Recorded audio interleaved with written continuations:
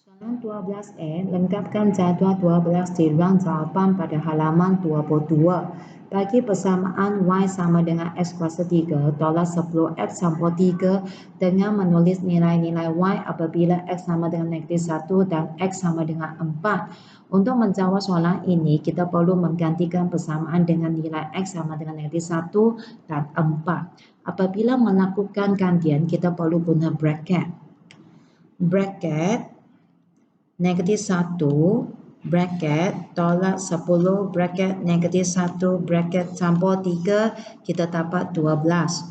Untuk X sama dengan 4, bracket, 4, bracket, kuasa 3, tolak 10, bracket, 4, bracket, campur 3, kita dapat 27.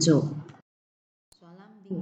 Untuk ceraian soalan ini, gunakan kertas graf yang disediakan pada halaman 23. Anda boleh menggunakan pembaris fleksibel dengan menggunakan skala 2 cm kepada 1 unit pada paksi X. Ini bermaksud setiap peta besar kita kira 1 dan 2 cm kepada 10 unit pada paksi Y.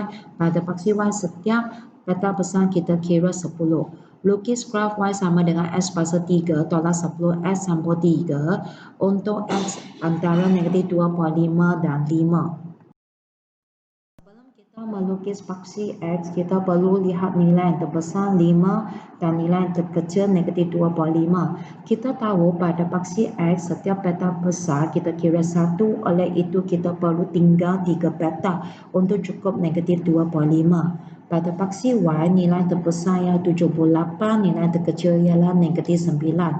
Oleh itu, kita perlu tinggal 1 peta kerana pada paksi Y, 1 peta besar kita kira 10 unit. Tadi saya sudah cakap untuk paksi X, kita perlu tinggal 3 peta kerana setiap peta kita kira 1 unit. Tanda negatif 1, tanda negatif 2, tanda negatif 3, kosong, tanda 1, tanda 2, tanda 3, tanda 4, tanda 5. Jangan terlupa, lukis anak panah dan tulis X. Untuk paksi Y, kita perlu tinggal 1 peta. Setiap peta kita kira 10 unit.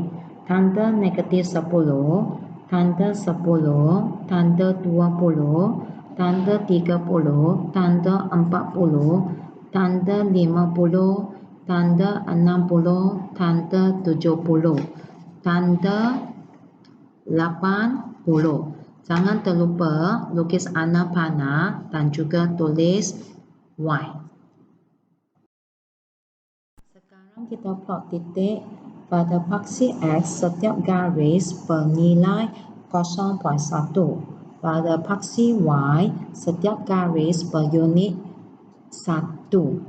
Titik yang pertama, negatif 2.5, 12.4. Apabila plot titik Y 12/4, perlu berhati-hati. Titik itu berada antara garis 12 dan 13. Titik yang kedua, negatif 1.8, 15. Titik ketiga, negatif 1, 12. Keempat, 1 negatif 6.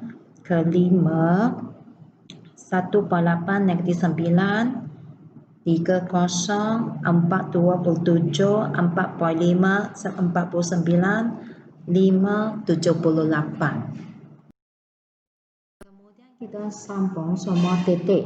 Apabila kita sambung titik, ialah sambung titik persilangan, bukan sambung kakinya.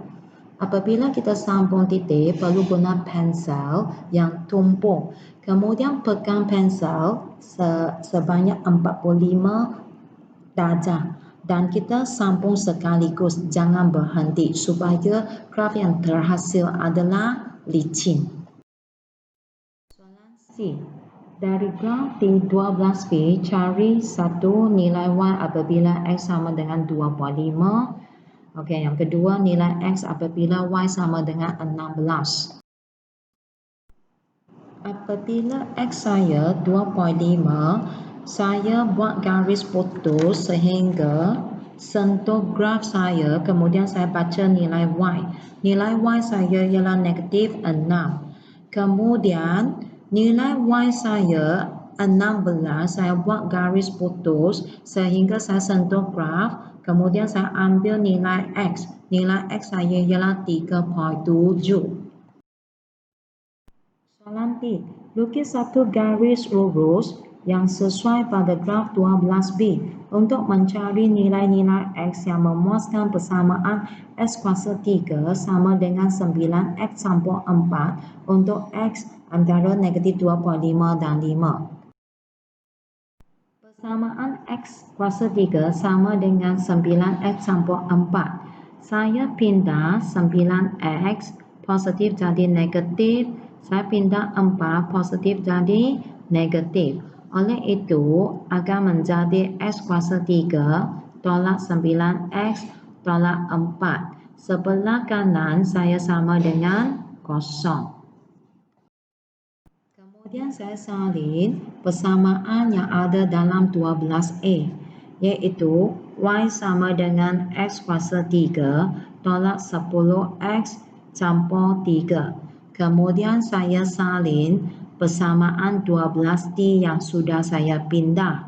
Saya susun semula, dia akan jadi kosong sama dengan X kuasa 3 tolak 9X tolak 4. Kemudian saya perlu hapuskan X kuasa 3 kerana saya hendak dapat garis lurus. Garis lurus iaitu kuasanya ialah 1.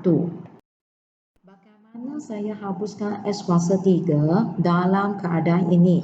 Saya boleh guna campur atau tolak bergantung pada keadaan. Keadaan ini saya perlu guna tolak. Y tolak kosong saya dapat Y.